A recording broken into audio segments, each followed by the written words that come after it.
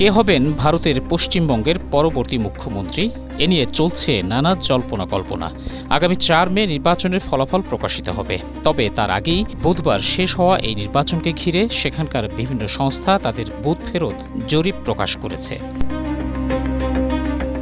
People's পালসের তথ্য অনুযায়ী পশ্চিমবঙ্গে ক্ষমতাসীন দল মমতা ব্যানার্জির তৃণমূল কংগ্রেস পেতে পারে ১৭৭ থেকে ১৮৭টি আসন, বিজেপি পেতে পারে ৯৫ থেকে ১১০টি আসন।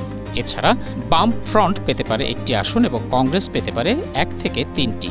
অন্যদিকে প্রজাপোল অ্যানালিটিক্সের জরিপ বলছে ভিন্ন কথা।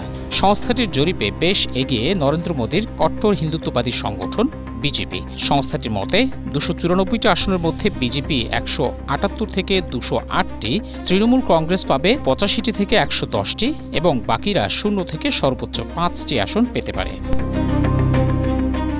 এছাড়া চাণক্য স্ট্র্যাটেজিস নামের অপর একটি সংস্থার জরিপেও এগিয়ে আছে বিজেপি। তাদের মতে বিজেপি ১৫০ থেকে ১৬০টি, তৃণমূল ১৩০ থেকে ১৪০টি এবং অন্যান্যরা ৬ থেকে ১০টি আসন পেতে পারে।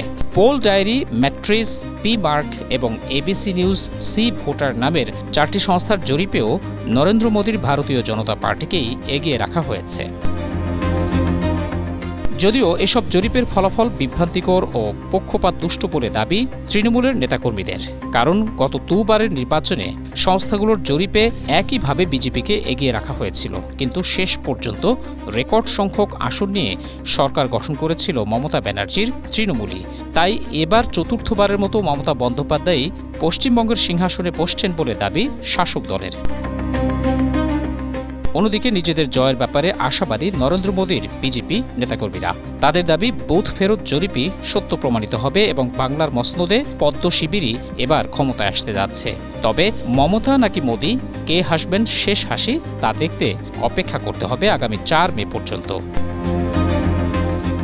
Desk report, Asia post.